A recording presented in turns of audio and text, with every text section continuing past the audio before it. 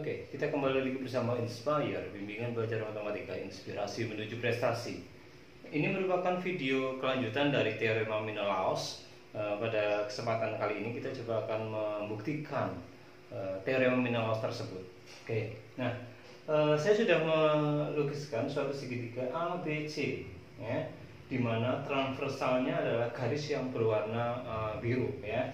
Andaikan garis yang berwarna biru itu saya sebut sebagai garis G, katakanlah. Nah, garis G itu memotong sisi AB di P, memotong sisi BC di Q, dan memotong pada perpanjangan AC di R, gitu ya. Nah, kita coba akan membuat garis bantu terlebih dahulu, yaitu garis-garis yang melalui A, B, C, yang masing-masing tegak lurus dengan transversalnya atau tegak lurus dengan garis G. Jadi misalkan begini, saya membuat suatu garis bantu yang melalui A, tegak lurus dengan garis G, katakanlah ini, ya. Kemudian saya buat garis bantu yang melalui titik B, katakanlah ini. Dan yang terakhir saya buat garis bantu yang melalui titik C tegak lurus dengan garis G, katakanlah ini. Nah, saya beri nama dulu, misalkan saya beri nama D, E, F. Oke. Nah, sekarang kita coba akan melihat beberapa segitiga yang mau kita buktikan dulu dia sebangun atau enggak. Kemudian kita manfaatkan akibat dari kesebangunan tersebut itu apa, ya. Oke. Yang pertama begini, saya coba akan tulis secara lebih singkat saja. Misalkan begini, lihat segitiga RCF dan segitiga RAD, gitu ya. Nah, karena ini adalah garis yang tegak lurus, katakanlah begini, kemudian sudutnya itu berhimpit, maka kita bisa mengatakan bahwa dua segitiga ini adalah dua segitiga yang sebangun, ya. Jadi saya tuliskan jelas bahwa segitiga RCF itu sebangun dengan segitiga RAD. Nah, akibatnya apa? Ini yang paling penting, ya. Akibatnya adalah sisi-sisi yang bersesuaian itu sebanding, ya. Sisi-sisi yang bersesuaian itu sebanding. Nah, dari sini kita akan ambil bahwa RC berbanding RA sama dengan CF berbanding dengan AD. Nah, saya tuliskan bahwa CF berbanding dengan atau saya balik aja, RC berbanding dengan RA itu sama dengan CF berbanding dengan AD, gitu ya. Itu baru satu. Oke, yang berikutnya begini, lihat segitiga PEB, ya. PEB dan segitiga PAD, ya. PAD.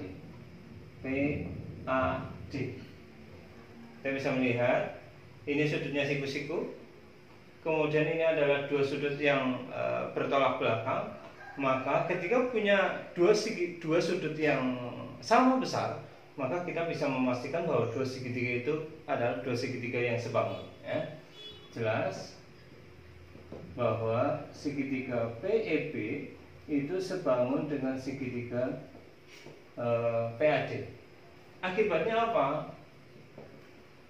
Akibatnya bahwa sisi-sisi yang bersesuaian itu sebanding, ya. Sisi-sisi yang bersesuaian itu sebanding. Maka kita bisa mengatakan begini, PB berbanding PA, PB berbanding PA itu akan sama dengan BE berbanding AD. BE berbanding dengan AD. Oke. Yang terakhir, lihat segitiga, katakanlah ini nih, PEB ya, PEB dan segitiga jangan PEB ya. Lihat segitiga ini ya, EBQ. Sorry. EBQ dan segitiga CFQ. Dan segitiga CFQ ya, lihat ini. Nah, ini siku-siku juga. Kemudian ini adalah dua sudut yang bertolak belakang. Maka kita bisa mengatakan bahwa jelas segitiga EBQ itu sebangun dengan segitiga CFQ. Nah, akibatnya apa? Sisi-sisi yang bersesuaian itu juga sebanding. Nah, mana yang mau kita tunjuk? CQ berbanding QB, CQ berbanding dengan QB itu akan sama dengan CF berbanding dengan BE.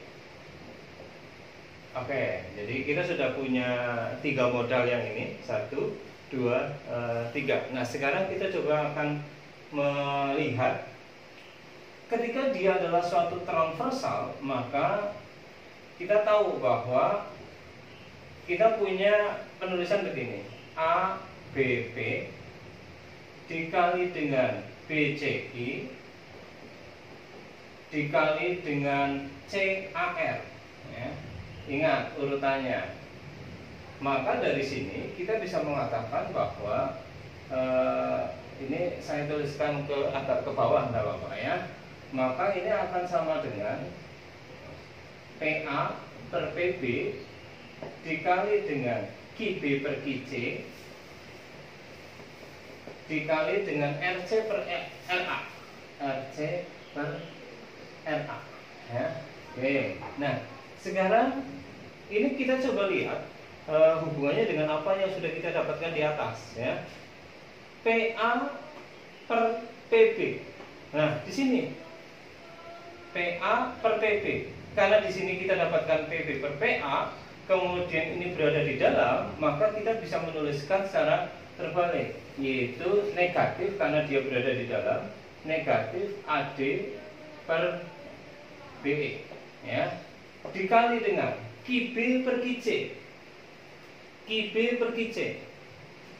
QB per QC ya. Di sini kita dapatkan QC per QB.